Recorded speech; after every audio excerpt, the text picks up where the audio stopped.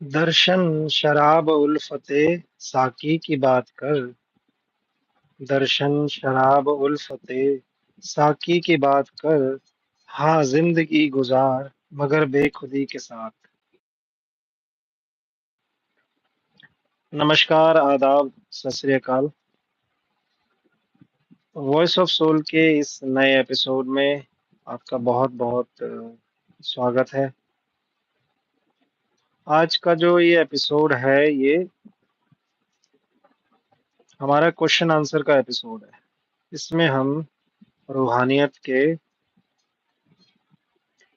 मार्ग पर चलने में जो हमें कठिनाइयां आती हैं, उससे रिलेटेड कुछ क्वेश्चन लेंगे और उसके जवाब सुनेंगे।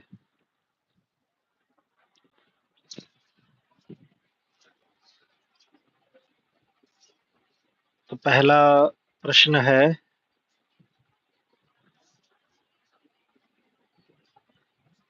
कि अंधकार की ताकत जो प्रकाश का विरोध करती है, वो ताकत क्या है और कहाँ है? मतलब कि जो अंधकार है, जब हम ध्यान में बैठते हैं, उसकी याद में बैठते हैं आंखें बंद करके, तो हमें अंधकार दिखाई देता है। और वो अंधकार इतना विशाल होता है, इतना घना होता है कि हमें उसके आगे कुछ भी नजर नहीं आता। तो उसका जो प्रकाश, जो अल्लाह का, परमात्मा का, गुरु का जो प्रकाश है, वो प्रकाश हमें नजर नहीं आता। तो क्वेश्चन में यही कहा गया है कि अंधकार की ताकत जो प्रकाश का विरोध करती है, प्रकाश को आने नहीं देती हमारे तक, वो ताकत क्या है और कहाँ है? ये सवाल है। तो इसका आंसर है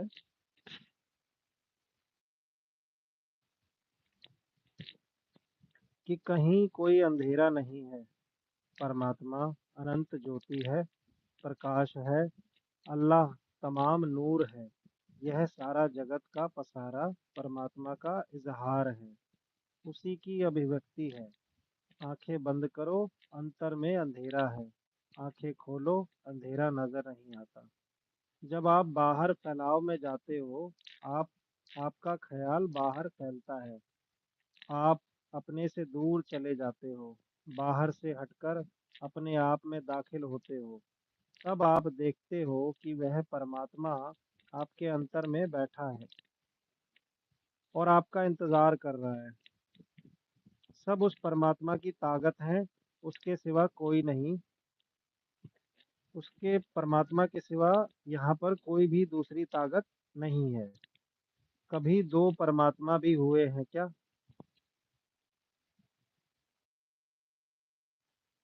कि क्या कभी दो परमात्मा भी हुए हैं? अगर आप ऐसा सोचते हैं तो उसका मतलब यही होगा कि दो परमात्मा है, एक अच्छाई का और एक बुराई का। कई बार हमारे दिमाग में ये चीज आती है ना कि क्या दो परमात्मा है। तो जब हम ये बात सोचते हैं तो हमें लगता है कि हाँ, सच में दो परमात्मा है, एक अच्छाई का परमात्मा और एक बुराई का परमात्मा। बात समझे? यह सारी रचना परमात्मा ने बनाई है। अगर आप यह सोचे कि परमात्मा के अलावा कोई और ताकत भी है, उसे शैतान कहो, अंधकार की ताकत कहो, तो सवाल पैदा होता है कि क्या शैतान खुदा से पहले मौजूद मौजूद था? कई बार हम सोचते हैं ना कि नेगेटिव पावर्स है, काल है, शैतान है।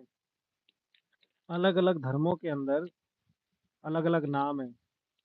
तो क्या ये शैतान खुदा से पहले में मौजूद था? अरे भाई, इन झमेले में क्यों पड़ते हो? तुम्हारे घर में आग लगी हुई है, पहले उससे बाहर निकलो, फिर सोचना आग किसने लगाई और क्यों लगाई। पिंड से, स्थूल देह से ऊपर आओ। तुम्हारे बहुत से सवाल अपने आप हल हो जाएंगे। बहुत सी समस्याएं अपने आप सुलझ जाएंगी। तुम्हें अंतर में कोई चीज मिल चुकी है, कि तुम्हें अंतर में कोई चीज मिल चुकी है ना, उससे तुम्हारी तसल्ली नहीं हुई क्या?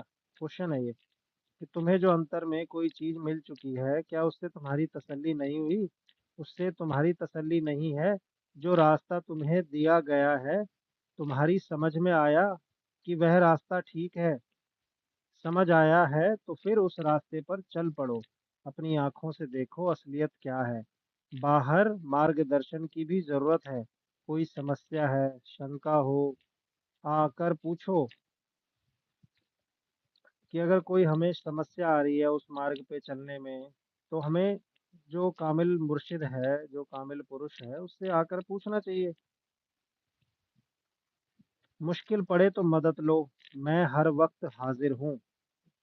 ये मुर्शिद कह रहे हैं कि मैं हर वक्त आपके हाजिर नाजिर हूँ, मैं आपकी हेल्प के लिए हमेशा तैयार हूँ। जैसा कि रात में मैंने आपको बताया कि जितना ज्यादा शब्द से जुड़ोगे, इसका मतलब क्या है कि जितना ज्यादा शब्द से जुड़ोगे का मतलब है जिसका अनुभव तुम्हें दीक्षा के समय दिया जा चुका है। कि जब हमें दीक्षा दी जाती है तो जो मुर्शिद होता है वो हमारे को उस शब्द से जोड़ देता है। जो अनंत काल से चली धारा, परमात्मा की जो चली हुई धारा है, जो चलती आ रही है, शब्द रूपी धारा, वो उससे जोड़ देता है हमारे को मुर्शिद। कि प्रभु के गुण अपने अंदर में उतरते चले जाएंगे। कि अगर हम उससे जुड़ेंगे तो प्रभु के जो गुण है ना, वो हमारे अंतर में अपने आप ही उतरते चले जाएंगे। सुनिए सरब गुणों, सुनिए सरब गुणा के गाह, आप गुणों की खान बन जाएंगे। पेड़ को काटना हो तो पहले टहनियों को काटो, फिर जड़ को, तने को। जीवन की पड़ताल, जिसके लिए डायरी आपको दी गई है, कि इंट्रोस्पेक्शन की हमारे को डायरी मिली है कि हम अपने जीवन को पड़ताल करें, अपने जीवन को इंट्रोस्पेक्ट करें कि हम क्या कर रहे हैं सुबह से शाम तक अपनी जिंदगी के अंदर। तो इसके लिए हमें डायरी दी गई है कि जीवन की पड़ताल, टहनियों को काटना है। अहंकार का नाश तभी होगा जब आप अंतर में शब्द के साथ या ज्योति के साथ जुड़ेंगे। आप देखेंगे कि वह परमात्मा करे कारणहार है, मैं नहीं। अंतर में ज्योति और श्रुति के साथ लगने से आपके सारे कारज सिद्ध हो जाएंगे। रूहानियत उतनी कठिन नहीं जितनी लोगों ने उसे बना रखी है। यह कुदरती रास्ता है, सहज मार्ग है, लेकिन हमने बुद्धि विचार द्वारा इसे उलझा रखा है। ये जो रूहानियत है वो इतना सिंपल रास्ता है, मगर बड़ा ही सहज है, मगर हमने इसे बुद्धि और विचार से, मन से अपने बड़ा ही जटिल बना रखा, बड़ा कॉम्प्लिकेटेड बना रखा है। रूहानियत के रास्ते को, परमात्मा के जो मार्ग है, खुदा का जो मार्ग है, हमने बड़ा कॉम्प्लिकेटेड, क्योंकि हम इसको अकल से सोचते हैं ना इस पे चलने के लिए, लेकिन हमने उसे बुद्धि विचार द्वारा उसे उलझा रखा है। करना क्या है? बाहर सब तरफ से हटाकर आंखें बंद करके बैठ जाओ, और अंतर में दो भूमध्य आंखों के बीच के पीछे जहाँ रूह का ठिकाना है, ध्यान जमा दो। वहां से रूहानियत की क ख ग शुरू होती है। हवाई जहाज कहाँ से उड़ता है? हवाई अड्डे या एयरपोर्ट से? यह भी एयरपोर्ट है, जहां से आप ऊपर के दिव्य मंडलों में उड़ सकते हैं। एक एग्जाम्पल दिया है कि जब हवाई जहाज जो है वो कहाँ से उड़ता है। हवाई जहाज जो है वो एयरपोर्ट से उड़ता है ना। तो ये जो हमारा जो दिव्य चक्षु है, जिसे हम शिव नेत्र या तीसरा द्वार या अपनी तीसरी आंख कहते हैं, ये हवाई जहाज है, ये लॉन्चर है।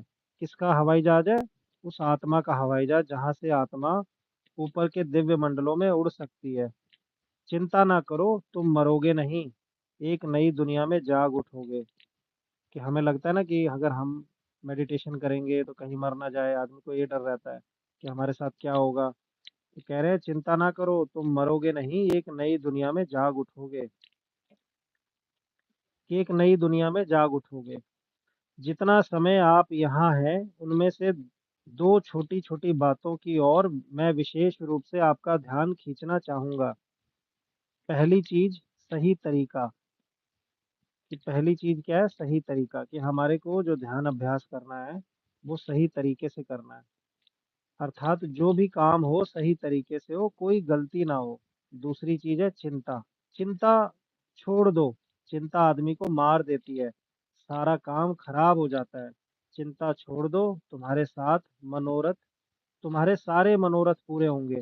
कि कह रहे चिंता मत करो, चिंतन करो। इसीलिए महापुरुष कहते हैं कि चिंता छोड़ो, चिंतन करो, मगर हम लोग चिंता में ही लगे रहते हैं। कि चिंता छोड़ दो, तुम्हारे सारे मनोरथ पूरे होंगे। जितना ज्यादा अंतर में ज्योति और श्रुति के साथ जुड़ोगे, उतने ज्यादा तुम खुश रहोगे। अपने आप को प्रफुल्लित, खुश, हल्का और ताजा दम महसूस करोगे।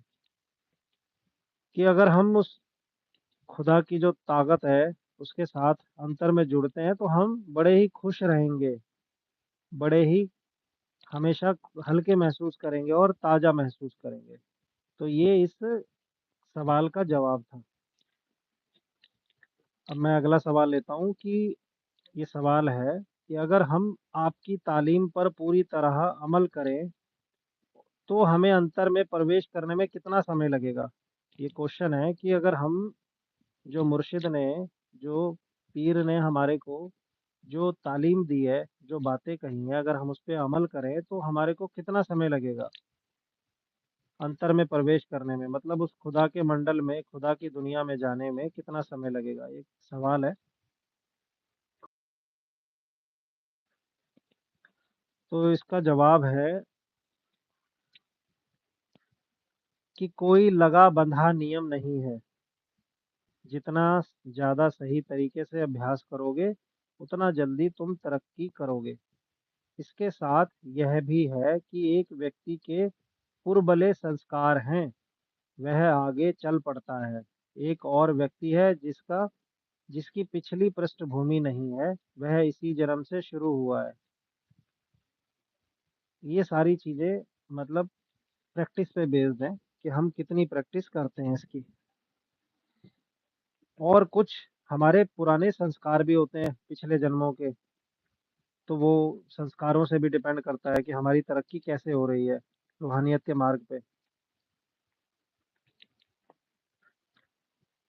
इसके साथ यह भी है कि एक व्यक्ति के पुरबले संस्कार है, वह आगे चल पड़ता है। एक और व्यक्ति है जिसकी पिछली पृष्ठभूमि नहीं है, वह इसी जन्म से शुरू हुआ है। अब दोनों में जिसकी पिछली तैयारी है, पुरबले संस्कार है, वह अगर सुस्त पड़ जाए, भजन सिमरन में कोताही करे, तो कुदरती बात है कि वह पीछे रह जाएगा। और वह व्यक्ति जो इसी जन्म से शुरू हुआ है मगर नियमित रूप से भजन सिमरन करता है, वह व्यक्ति आगे बढ़ जाएगा। और जिसकी पहली तैयारी है वह पीछे रह जाएगा। मतलब कि अगर किसी के पुराने संस्कार हैं भी मगर वो कोताही बरत रहा है, वो नहीं कर रहा है समय से, वो ढील दे रहा है, तो क्या होगा कि वो पीछे रह जाएगा। और एक इंसान जो इसी मतलब वो अभी शुरू करा है उसने, मगर वो रेगुलर है, वो जो जैसा मुर्शिद ने कहा है वो वैसे उसने करा है, वो करता है, तो क्या होगा कि वो उससे आगे निकल जाएगा। तो एक एग्जाम्पल दे करके बताते हैं कि कछुए और खरगोश की कहानी तो तुमने सुनी होगी कि तेज भागने वाला खरगोश धीरे चलने वाले कछुए से पीछे रह गया था। बात समझे। जो भजन सिमरन में नागा नहीं करता, यहाँ उसकी जीत है। जिनकी पिछली तैयारी है वे भी तभी आगे बढ़ सकते हैं अगर नियमित रूप से भजन सिमरन करें, उसमें नागा ना पड़ने दे, अन्यथा वे पीछे रह जाएंगे। और जिसकी पिछली कोई तैयारी नहीं है लेकिन रोज भजन सिमरन करता है, वो आगे बढ़ जाएगा। इसलिए जैसा मैंने अर्ज किया है, यहाँ कोई लगा बंधा कायदा नहीं है। यह तो करते की विद्या है। जो मेहनत करेगा वो आगे बढ़ जाएगा और इसी जन्म में अपना सारा लेना देना चुकाकर वापस निज घर पहुंच जाएगा। जो खुदा का घर है निज घर, वो वहां पहुंच जाएगा। गुरु का मार्गदर्शन, उनकी सहायता हमें मिलने गुरु का जो मार्गदर्शन है, उनकी सहायता है, वो हमें हमेशा मिलती रहती है। हमारा काम है उनका हुक्म मानना, गुरु की आज्ञा का पालन करना। जैसा वे कहें वैसा जीवन बनाओ, तुम्हारा बेड़ा पार है। उस्ताद और शिष्यों को एक सबक देता है। उस्ताद जो होता है वो अपने शिष्यों को क्या सबक देता है कि एक शिष्य अपना पाठ याद नहीं करता, जबकि दूसरा शिष्य पहला पाठ याद करके दूसरे सबक सीखने की तैयारी करता है। दोनों में से कौन तरक्की करेगा? जो सबक याद करके लाया है, उसे उस्ताद दूसरा सबक देगा। पहले शिष्य को कहेगा, अपना सबक याद करके लाओ, तभी दूसरा सबक मिलेगा। एक एग्जाम्पल देके बता रहे हैं कि जो गुरु शिष्य, जो टीचर और स्टूडेंट्स होते हैं, तो अगर कोई टीचर पहले, अगर उससे वो पहला ही चैप्टर उसने नहीं करा, तो सेकंड चैप्टर पे कैसे लेके जाएगा टीचर अपने शिष्य को, अपने स्टूडेंट को? तो इसी प्रकार समझा रहे हैं कि जो, अरे भाई तुम दो आंखें रखते हो, बुद्धि रखते हो, सोचने को तुम्हें एक सबक दिया गया है, उसे पूरी तरह याद करो, तभी अगला सबक मिलेगा ना। हम क्या करते हैं, हम क्या करते हैं कि कभी सबक याद कर लिया, कभी लंबे पड़ गए, इसलिए पीछे रह जाते हैं। खेवट को हमें दरिया के पार ले जाना है। वह क्या करता है? किश्ती में सवारियां भरकर दरिया के पार छोड़ देता है, फिर वहीं वापस आ जाता है। एक एग्जाम्पल है कि जो खेवट होता है वो क्या करता है कि वो किश्ती में अपनी सवारियों को, नाव के अंदर सवारियों को भर के ले जाता है और वो दरिया से पार लगा देता है, और वो फिर वापस आ जाता है और सवारियों को लेने के लिए। ये उसका रोज का काम है, लोगों को दरिया के पार ले जाना। मदद तो मिलती है, लेकिन हर आदमी को अपनी समस्या आप सुलझानी है। बड़ी साफ बात है, मदद तभी मिलेगी जब आप खुद कोशिश करोगे। आप एक कदम आगे बढ़ो, वह 100 कदम आपको लेने आएगा। वह ताकत जिसे हम गुरु सत्ता या प्रभु सत्ता या खुदा की पावर कहते हैं, मदद तो करती है, लेकिन लेकिन क्या होता है कि तभी जब तुम खुद अपने की, हम खुद अपने आप की मदद करते हैं। क्या करें, कैसे करें, यह क्या है और क्यों है का चक्कर छोड़ो, यह दुविधा दो चित्ती छोड़ो कि क्या है, कैसे है, क्यों करना है, कैसे करना है, इसका चक्कर छोड़ दो, इन दुविधाओं से ऊपर आ जाओ। दो चित्ती छोड़ दो, दो तरफ ध्यान लगाना छोड़ दो, इससे कुछ हासिल नहीं होगा। एक बार अच्छी तरह समझ लो बात को, फिर करो। महीना 2 महीना करो, तुम खुद अनुभव करोगे कि किस तरह तुम्हारा जीवन बदल रहा है। इस काम के लिए ही तुम यहाँ आए हो। क्यों साहेब? तुम्हारे अंतर में वह प्रभु सत्ता धुनकारे दे रही है, उससे जुड़ो, तुम्हारा कल्याण हो जाएगा। चिंता काहे की है, फिक्र किस बात की? अरे भाई, तुम बादशाह के बेटे हो, तुम्हें चिंता काहे की है? तुम उस प्रभु का अंश हो जो सबका करता धरता प्रतिपालक है, जीवन धार है। तुम्हारे पीछे कोई ताकत है, तुमको किसी का आसरा है। इस बात को समझो, अपने जीवन में उतारो। कोई और बात, कोई और सवाल है? आज आपको दो बातें बतलाई गई। पहली बात, प्रकृति का बिल, कुदरत का चिट्ठा, कर्मों का हिसाब, पिछला लेना देना चुकाओ, नया खाता ना खोलो। नए बीज, नए बीज से मतलब है कर्म, कि नए बीज ना डालो। दूसरी बात, चिंता छोड़ो।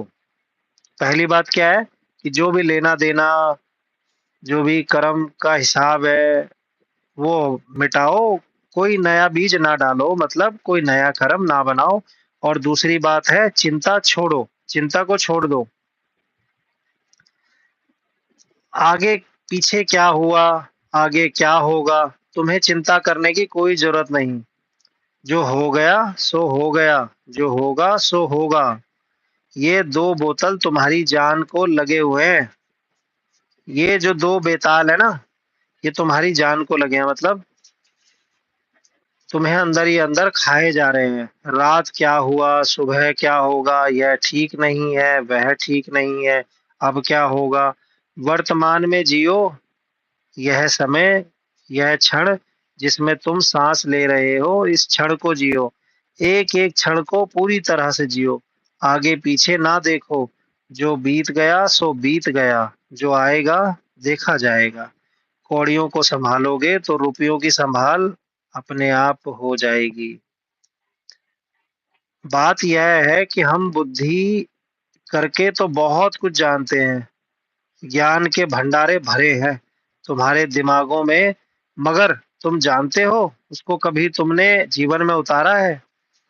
बात तो सिर्फ इतनी है, मैंने पूरब और पश्चिम के 300 बड़े आदमियों के जीवन वृतांत पढ़े। इनमें हर आदमी एक दूसरे से भिन्न था, मतलब एक दूसरे से अलग था हर एक आदमी। 300 लोगों की बायोग्राफी पढ़ने के बाद में महसूस करा कि हर एक आदमी एक दूसरे से भिन्न है। इनमें हर आदमी एक दूसरे से अलग है। बड़े लोगों के जीवन में, बड़े लोग जो होते हैं उनकी बायोग्राफी पढ़कर हम ये जान सकते हैं कि उनके जीवन में बदलाव कैसे आया। जानने की बात यह नहीं है कि वो कहाँ पैदा हुए, कब मरे, क्या करा उन्होंने, क्या-क्या काम किए, उन्होंने क्या किए। देखना तो हमें यह है ना कि उनका जीवन क्या था, उसके जीवन से क्या सबक हम ले सकते हैं। इन सारी बातों को समझना, पचाना है, हृदय यंग हृदयंगम करना है। तुम मिर्च खाते हो, कड़वी लगती है ना, नुकसान भी करती है। अगर मीठी खाओ तो नुकसान का कोई डर नहीं, तुम्हें स्वाद आएगा, खुशी होगी। मिर्च क्यों खाते हो? जो तुम्हारी जबान को जलाती है। मीठा क्यों नहीं खाते? जानकर खाओ या अनजाने में, मिर्च तो जबान जलाएगी ही। मैं तुम्हें छोड़कर नहीं जाना चाहता। मुश्किल यह है कि तुम बहुत सारे और काम करने हैं, कि मैं तुम्हें छोड़कर नहीं जाना चाहता। मुश्किल यह है कि मुझे बहुत सारे और काम करने हैं। यदि तुम किसी आदमी से प्यार करते हो और तुम्हें उसको छोड़कर कहीं जाना पड़ता है, तो वो आदमी तुम्हें याद करता है क्योंकि तुम उसके प्यारे हो। तुमने उसको अपने दिल में बसा लिया है, तो तुम भी उसको दिल में बसते हो। तुम उसको याद करते हो, तो वह तुम्हें याद नहीं करेगा क्या? कि अगर हम किसी को प्यार करते हैं, किसी को अपने दिल में बसाते हैं, तो क्या वो हमें याद नहीं करेगा? क्या वो हमें अपने दिल में नहीं बसाएगा? तो ये इस क्वेश्चन का ये जो है जवाब था। तो अगला क्वेश्चन है कि इसके बावजूद अगर मेरे मन में यह विचार बना रहता है कि वह व्यक्ति ठीक नहीं कर रहा, मैं उस पर नज़र रखता हूँ कि वह क्या कर रहा है। मतलब कि कई बार हम सोचते हैं ना कि वो आदमी अच्छा नहीं कर रहा है, वो गड़बड़ कर रहा है, वो बुरा कर रहा है, तो मैं उस पर नज़र रखूँ कि वो क्या कर रहा है। हम लोग कई बार ये सोचते हैं, देखते हैं कि वो व्यक्ति तो ठीक नहीं कर रहा, तो हम उस पे ध्यान लगाएँ। तो ये क्वेश्चन है। तो इसका आंसर है कि देखो भाई, बच्चा आखिर बच्चा है। अगर वह गंदगी से भर जाए तो माँ क्या करती है? उसे प्यार से धो-धो कर साफ करती है। उसे मार तो देती है। उसे कई बारी जो है पिता जो होगा वो मारता भी है, मगर माँ क्या करती है? उसे प्यार से पुचकार करके साफ कर देती है, धो देगी। वो उसे मारती नहीं है, उठाकर फेंक तो नहीं देती ना। क्यों? हम सब आत्मा देहधारी हैं। आत्मा उस परमात्मा का अंश है। वह इस वक्त मन इंद्रियों से घिरी हुई है। इतना उनमें लंपट हो गई है कि अपने आप को भूल गई है। लेकिन क्या? लेकिन ये है कि वह शुद्ध सोना है, भले ही उस पर मिट्टी की परतें जमी हुई है। इस नज़र से उसे देखो, उसे प्यार करो, अकेले में उसे प्यार से समझाओ। दोस्त, तुम जो कर रहे हो उसमें तुम्हारा नुकसान है। सही मार्ग पर चलो, इसी में तुम्हारी भलाई है। अगर उस व्यक्ति के लिए मन में प्रेम और सद्भावना रखकर बात करोगे, तो उसका असर होगा। ख़याल का बड़ा भारी असर होता है। कि मतलब जो ख्याल हम करते हैं ना उसका बहुत बड़ा असर होता है। हम सब उस प्रभु का अंश हैं, सभी शुद्ध सोना है। जैसा मैंने कहा ख्याल का बहुत भारी असर होता है, जिसका चिंतन करो उसका रूप तुम बनोगे। कि हम जैसा सोचते हैं ना, हम वैसे ही बनते हैं। जिसका चिंतन करोगे तुम उसका ही रूप बनोगे, जैसा सोचोगे वैसा ही बन जाओगे। हर व्यक्ति दूसरों की बुराई देखने से आदमी स्वयं वैसा ही बन जाता है। कि हम अगर दूसरों की बुराइयां ही देखते रहेंगे तो हम भी वैसे ही बन जाएंगे। तो हमें उनमें बुराइयां नहीं देखनी।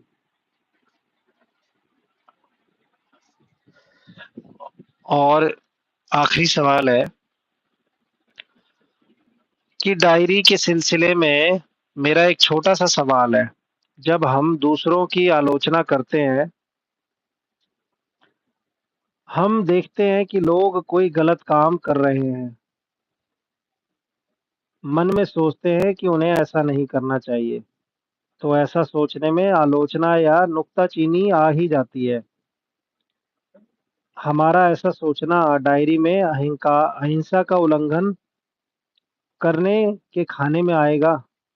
या क्वेश्चन है कि अगर हम किसी के बारे में गलत बोल रहे हैं या उसको क्रिटिक कर रहे हैं, मन में गलत सोच रहे हैं, तो जो डायरी का जो कॉलम है, तो ये उसमें डायरी के कॉलम में अहिंसा में आएगा या किसी और में आएगा। कि मतलब हमने क्रिटिक करी, उसकी आलोचना करी, तो ये किस में आएगा, अहिंसा में आएगा या किसी और चीज में आएगा? तो इसका जवाब है कि मुर्शिद इसका जवाब देते हैं कि अहिंसा में आएगा, क्योंकि यह अहिंसा का उल्लंघन है। देखिए ऐसी स्थिति में दो तरीके हैं। एक यह है कि जब आप किसी को, ऐसा होता है ना कि जब आप किसी के अंदर में कोई गलती देख रहे हैं, कोई खामी देख रहे हैं, तो सबसे अच्छा तरीका यह है कि उसे एक तरफ ले जाकर बड़े प्यार से दोस्ताना तरीके से उसकी गलती बताओ। उससे प्रार्थना करो कि वह अपना व्यवहार बदलने की कोशिश करे। अगर आप प्लेग के चूहे की तरह गंदगी फैलाएंगे, लोगों से यह कहते फिरेंगे कि अमुक व्यक्ति ऐसा है, वैसा है, यह करता है, वह करता है, तो वह बुरी बात है। कि एग्जाम्पल देके समझा रहे हैं कि जैसे प्लेग का चूहा होता है, जो चूहा प्लेग फैलाता है, प्लेग का चूहा, तो वो जहां जाता है वो प्लेग ही फैला देता है। प्लेग एक बीमारी है। तो हमें कह रहे हैं कि हमारे को प्लेग के चूहे की तरह नहीं बनना, जो हर जगह प्लेग फैलाता है। हमारे को कैसे रहना है? एक दोस्त और हितैषी बनकर सही रास्ते पर उसे लाने की कोशिश करनी है, उस व्यक्ति को। आप कमांडर नहीं लगे जो लोगों का सुधार करने के लिए हैं। कि हम कोई कमांडर थोड़ी ना है। हमने कोई ठेका थोड़ी ना ले रखा है सबको सुधारने का। कोई बुरा करता है तो अपने किए का फल अपने आप भोगेगा। आप ज्यादा से ज्यादा उसे सचेत कर सकते हैं। क्या कर सकते हैं? हम उसे सिर्फ वार्न कर सकते हैं कि भाई ऐसा काम मत कर, इसका तुझे ये फल मिलेगा। वह मान जाए तो ठीक है। याद रहे कि उसे समझाते समय कोई अन्य दूसरा आदमी आस पास नहीं होना चाहिए। ये मतलब हिदायत भी है। सजेशन क्या है कि याद रखो कि जब हम उस व्यक्ति को समझा रहे हैं ना, उसके बारे में बात कर रहे हैं, तो कोई दूसरा व्यक्ति आसपास नहीं होना चाहिए। जो कहना है अकेले में कहो, उसे अकेले में कहना चाहिए। मान जाए तो ठीक, नहीं तो जाने दो। वह जाने, उसका काम जाने, करेगा सो भरेगा।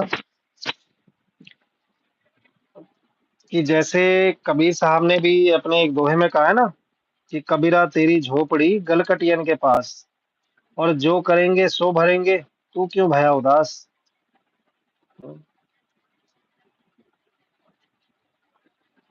कि हमारे को किस लिए चिंता करनी। जो इंसान जैसा करेगा, जैसा बोएगा वो वैसा ही काटेगा। तो हमारे को सिर्फ उसे प्यार से समझाना है। अगर वो समझ जाए तो बहुत अच्छी बात है, नहीं नहीं तो उसके कर्म उसके साथ। हमें वो फिर उसके कर्मों के हवाले उसे छोड़ देना है।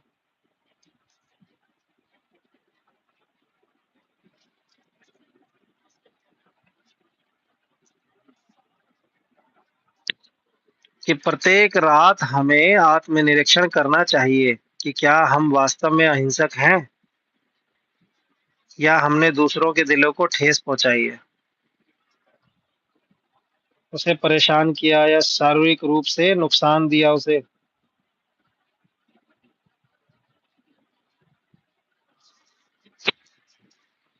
या उसके बारे में कुछ बुरा सोचा। क्या हम दूसरों को कहने के लिए सच्चे होते हैं जबकि अन्य लोगों से हमने झूठ बोला और उनकी चीजें हड़पने के लिए उन्हें धोखा दिया? क्या दूसरों को हमने पवित्र बनने के लिए कहा जबकि हम स्वयं पवित्र नहीं हैं? कि हम दूसरों को तो सलाह बड़ी आसानी से दे देते हैं मगर हम खुद उस सलाह पर नहीं चलते।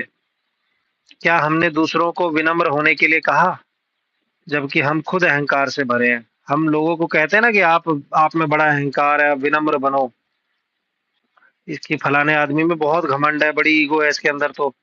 और हमारे अंदर खुद बहुत ईगो होती है। हमने दूसरों को रौब जमाया, हमने दूसरों पर रौब जमाया, उसे नीचा दिखाया। कई बार हम दूसरों पर रौब जमाते हैं, उसे नीचा दिखाते हैं। कि क्या हमने दूसरों को शाकाहारी बनने के लिए कहा?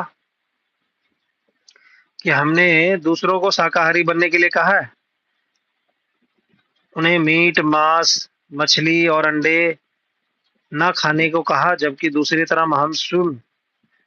तरफ क्या है कि हम स्वयं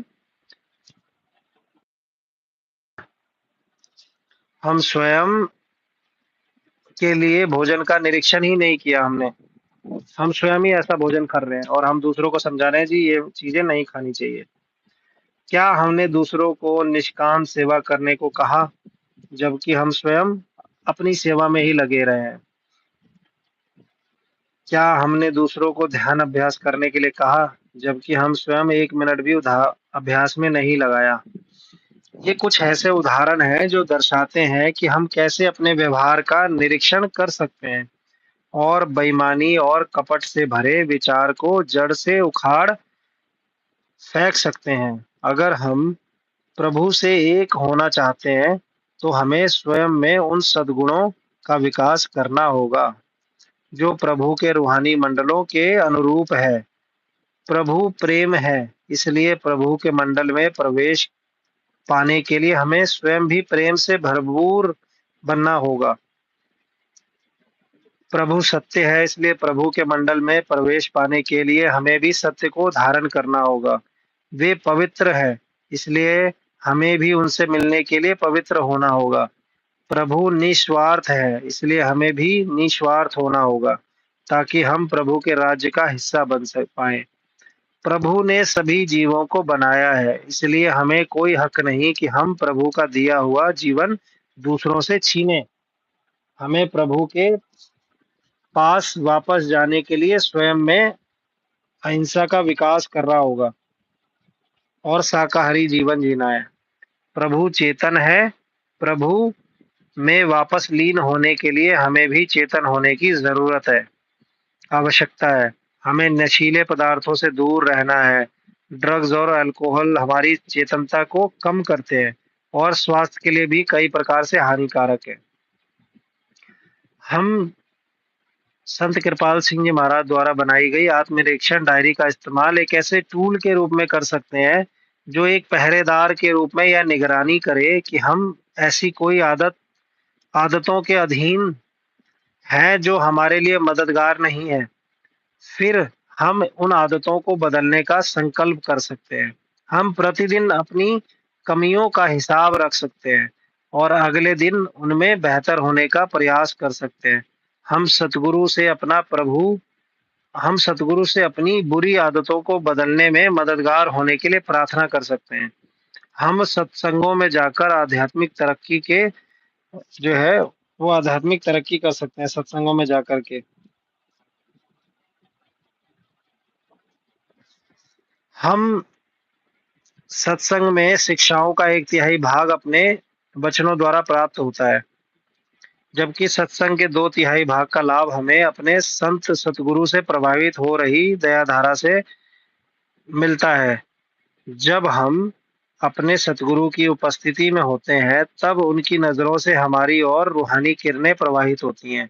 अगर सत्संग में सतगुरु शारीरिक रूप से उपस्थित नहीं है, तब भी वह हमें वही दया धारा मिलती रहती है, चाहे वे भौतिक रूप से हमसे हजारों मील दूर ही क्यों ना हो। दया धारा को प्राप्त करने के लिए हमें केवल और केवल क्या करना है? रिसेप्टिव बनना है, पात्र बनना है, सदाचारी रहना है। इसमें क्या होता है कि हम ऐसा वास्तव में कर सकते हैं जब हम प्रभु की ज्योति को सब में देखते हैं। ध्यान अभ्यास वह रास्ता है जिस पर चलकर हम अपने अंतर में प्रभु का अनुभव कर सकते हैं और दूसरों में भी वही प्रभु को देख सकते हैं। जब हम प्रभु को प्रत्येक में देखते हैं, तब हम पाते हैं कि ये जो सारा संसार है, वो प्रभु से मिलन का रंगमंच है। प्रभु सभी रूपों में मौजूद है। प्रभु ही सभी रूपों में प्रभु के साथ खा रहे हैं, प्रभु ही सभी रूपों में प्रभु के साथ हंस रहे हैं और प्रभु ही सभी रूपों में प्रभु के साथ खेल रहे हैं। हम देखते हैं कि संसार प्रभु की एक लीला है, नाटक है, जो कि सभी रूपों और सभी जीवित प्राणियों को चलाता है। जब हमारे पास देखने का ये नजरिया होगा, तब वास्तव में हम प्रभु से एक में एक हो जाएंगे। आइए अब जो है हम एक प्रण लेते हैं, एक हम प्लेज लेते हैं कि आइए नियमित रूप से अभ्यास करें। इस प्रकार हम न केवल अंतर में दिव्य रोशनियों को देख सकते हैं, अपितु वरना अपने भीतर प्रकाशमान प्रभु की दिव्य ज्योति को दूसरों के भीतर भी देख सकते हैं।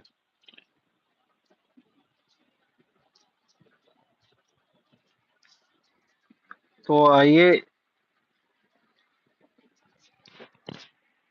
2 मिनट के लिए हम मेडिटेशन पर बैठते हैं और उसके बाद इस सेशन को यहीं पर समाप्त करते हैं।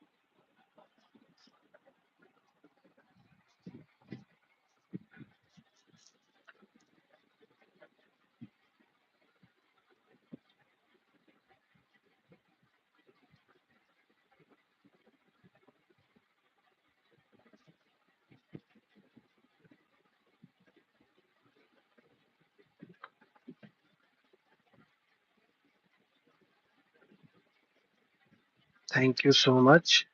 आप सभी का बहुत-बहुत शुक्रिया आज के इस सेशन में हमारे साथ जुड़ने के लिए।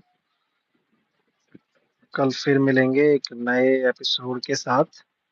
तब तक के लिए शुभ रात्रि, शब ब खैर, शुक्राना मुर्शिद।